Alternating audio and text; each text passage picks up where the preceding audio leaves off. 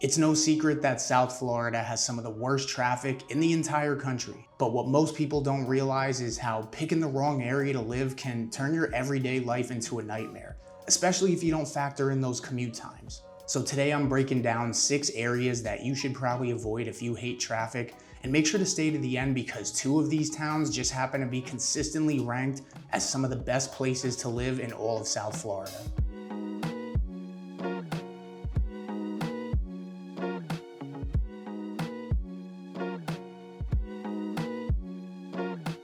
Now, before we get into this list, I want to be clear. I'm not telling you not to move to these areas, but if you're going to be commuting every day, if sitting in the car for a long time gives you anxiety or you just hate traffic, then these 6 areas you should probably give them some thought before you just blindly decide to move there. And this list is in no particular order, but starting off at number 1 is going to be Sunny Isles Beach, with an average commute of about 34 minutes. And that's just one way. During rush hour, that number could easily shoot up to 45 minutes to an hour, and I've actually driven from the airport to Sunny Isles Beach before around, I want to say 4 or 5 p.m., so I kind of know from experience, and it took about 45 minutes to go 12 miles. So that just kind of gives you an idea.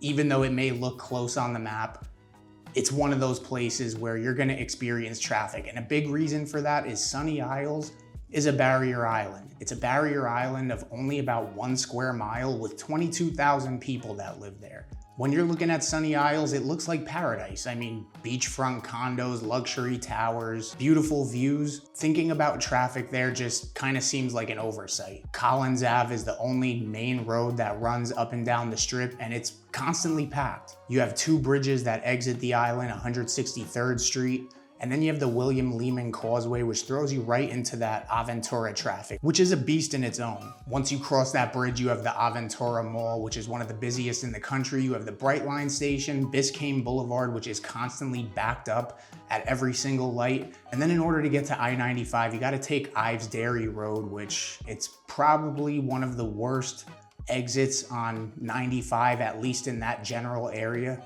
So crossing the bridge from Sunny Isles is just half the battle. Getting to the highways to get where you need to go, whether it's Fort Lauderdale or Miami, that's a completely different animal. But despite all that, Sunny Isles is an incredible place to live. If you work from home, maybe if you commute locally just into Aventura, if you're a snowbird or if you're retired. But if you do have a commute to make, whether it's to Fort Lauderdale or Miami, Brickell, you're gonna pay for that one. The next area on this list is gonna be Pembroke Pines and Miramar, and they have an average commute of about 31 minutes. But again, just like Sunny Isles, that number doesn't tell the whole story. You're looking at more like 45 minutes to an hour, depending on where you need to go, especially during peak hours. We haven't spoken too much about these 2 towns on this channel, but Pembroke Pines and Miramar, they're big suburban cities. They can be kind of spread out. They're both really big towns.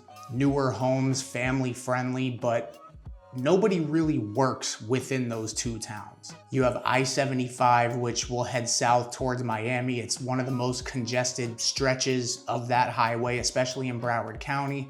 You have the Turnpike also, which is usually fairly calm, but this specific area of the Turnpike between Hollywood and Miami Gardens, where you have the Guitar Hotel and Hard Rock Stadium, it gets pretty congested. During rush hour, it gets backed up.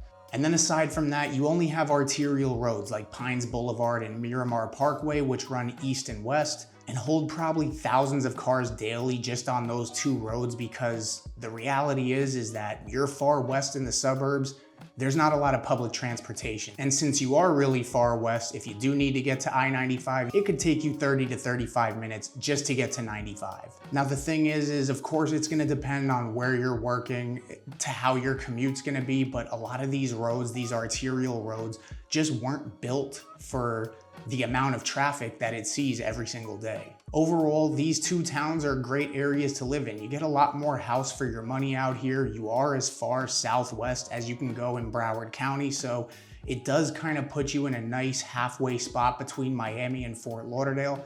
But the way the roads are laid out and the distance to the highways, it's gonna make commuting a nightmare if you have to take that drive every single day. Next on the list is gonna be Weston, with an average commute time of about 32 minutes. Weston is consistently ranked as one of the top places to live in not only South Florida, but Florida in general.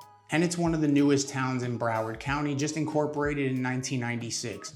It's beautifully planned out, it's clean, it's got tons of parks, newer homes, great schools, but you are pushed right up against the Everglades, and just like the name suggests, you are as far west as you can go. Now, as far as commuting around Weston, there are some job centers within the town, and traffic inside the town itself doesn't tend to be that crazy, but it can get a little backed up, especially around all the schools. But again, you're gonna have to be relying on certain highways like that stretch of I-75 going south.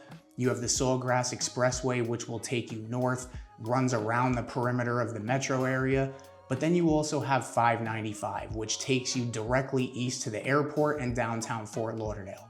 Now, looking at a map, this might seem great. You have a highway going south, you have a highway going north, and you have a highway going east and west. The Sawgrass Expressway is a toll road, and 595, don't let it fool you. Because it does go to the airport and it does go to downtown Fort Lauderdale, the traffic on that highway is insane a majority of the time. Not to mention it is the only east-west highway in all of Broward County. So without traffic, you could be looking at a 30-minute drive from Weston straight down 595 directly to the airport or downtown Fort Lauderdale. But again, time of day, expect to be anywhere from probably 35 to 45 minutes if you're driving to that area, further if you're going north to West Palm Beach or south to Miami. The next town is up in Palm Beach County, and that's gonna be Wellington, with an average commute time of about 32 minutes. Now, this is a town that we haven't spoken too much about, and Wellington is pretty much just west of West Palm Beach. Beautiful town, suburban, great schools. You can find homes with land out there. It's very equestrian friendly. But the problem with Wellington is there is absolutely zero highways that run anywhere near the town. You don't have direct access to 95 or the Turnpike. You basically have to rely on Forest Hills Boulevard, which is pretty much congested from morning to night because that runs directly into West Palm Beach. And you also have Southern Boulevard, which can be one of the most unpredictable roads in the entire area because it also runs directly into West Palm Beach, but it also runs to the airport. Now, like most of the towns that we've spoken about, Wellington is probably 95% drivers. There's really no public transportation. So for a town that's truly suburban, equestrian friendly, you don't necessarily expect there to be that much traffic, but due to the location and the lack of highways around there, it's one of the worst in Palm Beach County. And because all of the main roads do only lead east and west before you can really go anywhere, you can expect that 32-minute commute, that average commute, to be 45 minutes plus just to get to West Palm Beach. If you're going to Broward, you could easily be looking at an hour. And if you're going to Miami, commuting to Miami, there's other options of places that are similar where you can live closer. I would just avoid that completely. Next up is Parkland, with an average commute of about 32 minutes one way. And just like Weston, Parkland is consistently ranked as one of the top places to live in the entire state. It's a beautiful suburb, park-like community, great schools, gated communities. But here's the thing about Parkland. It's about 95% residential. Aside from a public shopping center with a few stores, it's all houses. And the only real way out of Parkland is the Sawgrass Expressway, which can get pretty packed, especially heading east or where it curves to the south. University is one of the busiest north-south roads in the entire county. It actually runs from Parkland all the way south to Miramar and Pembroke Pines, and it's pretty much always crowded. Parkland also has a lot of schools, a lot of top-rated schools, so you can expect interior traffic within the town to get pretty heavy during school hours. And the thing that tricks a lot of people about Parkland is when you look at it on a map, it doesn't look like it's that far away from everything. It's basically borders Boca, and it's just northwest of Fort Lauderdale. But that drive into Boca, especially during peak hours, could take you 35 minutes.